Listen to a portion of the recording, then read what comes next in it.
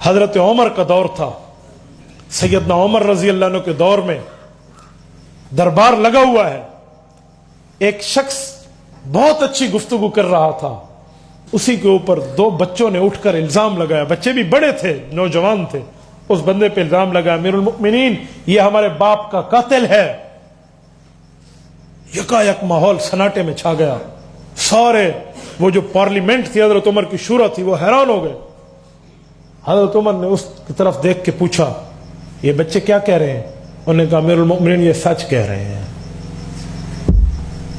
سچ کہہ رہے ہیں، میں ان کے باپ کا قاتل ہوں۔ یاد رکھیں جب اقرار آ جائے پھر گواہوں کی ضرورت نہیں پڑتی، جب اقرار آ جائے، ہدایہ میں اقرار حجت ملزمہ ہے، اقرار کے بعد گواہ نہیں چاہیے، جلے بندہ منی کھڑو تو اور گواہ دی کری لوڑ ہے۔ اور ان بچوں نے کہا امیر المؤمنین ہمیں قصاص میں اس کا قتل چاہیے، ہمارے باپ کا قاتل ہے۔ اب دربار میں موجود ہیں، حضرت عمر کے دربار میں بندہ مان گیا ہے، اب کیا کیا جائے؟ حضرت عمر نے فرمایا کہ اب تو عمر کا انصاف چلے گا، اب تو مان گئے۔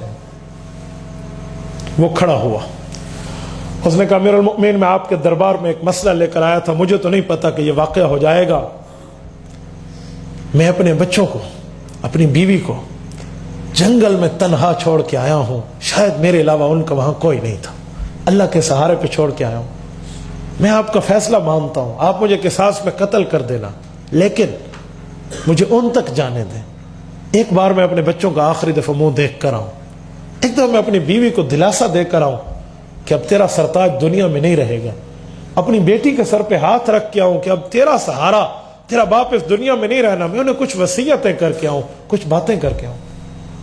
حضرت عمر نے کہا ٹھیک ہے، لیکن تیری ضمانت کون دے گا کہ تو کون ہے؟ ہم تمہیں جانتے تو نہیں ہیں ڈائریکٹ۔ خدا کی قسم اٹھ کے دوستو پورے مجمع میں اس کی ضمانت اور جاننے والا کوئی نہیں تھا۔ اس نے ایک بار یوں دیکھا اور یوں دیکھا، کوئی نہیں ہے۔ حضرت عمر نے 3 بار اعلان کیا ہے کوئی جو اس کی ضمانت دے؟ کوئی جانتا تو ضمانت دیتا۔ ایک صحابی ہیں تیسری اعلان پہ وہ کھڑے ہوئے جن کا نام ہے جندب بن جنادہ، دنیا انہیں ابو ذر غفاری رضی اللہ عنہ کے نام سے جانتی ہے۔ ابو ذر غفاری کا اصل نام جندب ہے، ان کے والد کا نام جنادہ ہے۔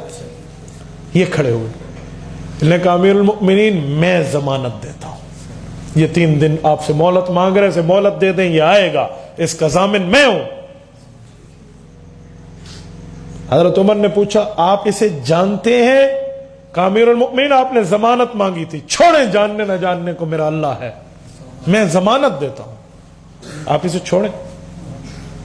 وہ بچے بھی دیکھ رہے ہیں جو مدعی ہیں، حضرت عمر کے اس دربار میں حضرت ابو ذر غفاری کی ضمانت پہ اسے جانے دیا۔ جب وہ نظروں سے اوجھل ہو گیا تو لوگوں نے حضرت ابو ذر غفاری کو دیکھ کے کہا کیا مصیبت اپنے گلے میں ڈال لی، کیا مصیبت اپنے گلے میں پہنا دی ہے؟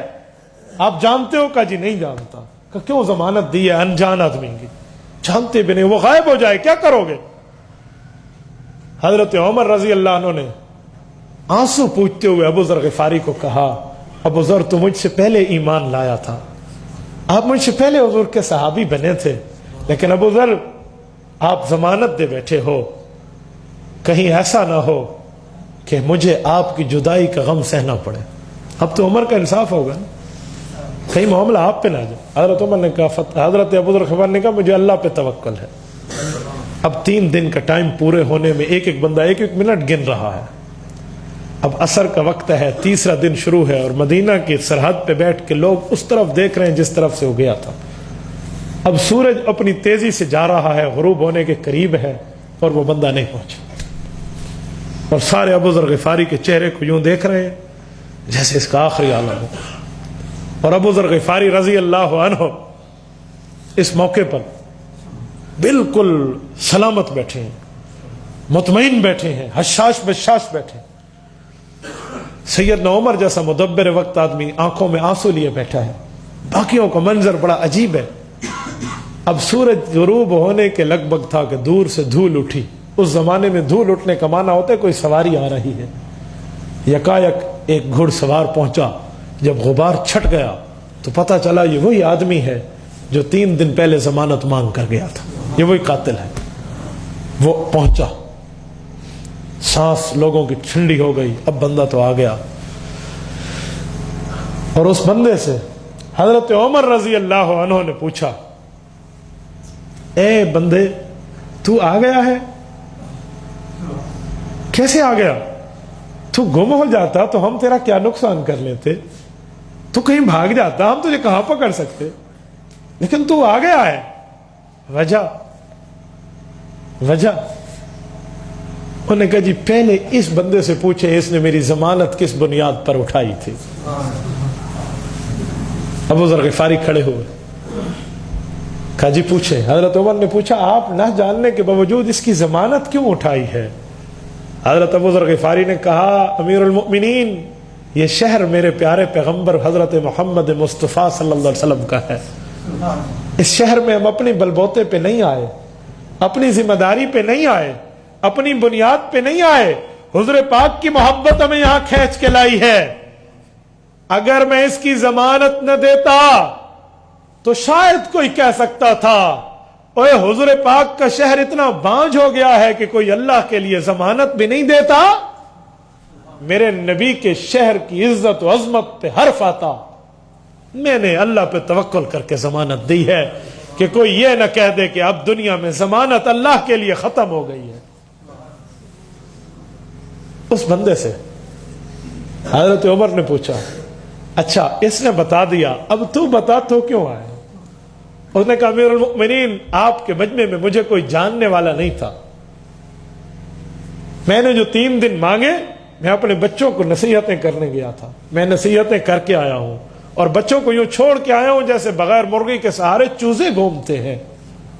मैं इसीलिए वापस आया हूं कि कोई ये न कह दे कि हुजूर के शहर में वादा वफा करने वाला अब कोई नहीं रहा है। मुझे भी हुजूर पाक के शहर की इज्जत और अजमत और हुर्मत का पास था। हजरत उमर के जल्लाद ने तलवार निकाली, और वही दोनों बच्चे जो अपने बाप के कत्ल के किसास की मुद्दाइयत में बात कर रहे थे, वो हजरत उमर के सामने आगे का रोक दो। कहा, अमीरुल मोमिनीन, हमने इसे माफ कर दिया है। कहा, बेटा वो क्यों?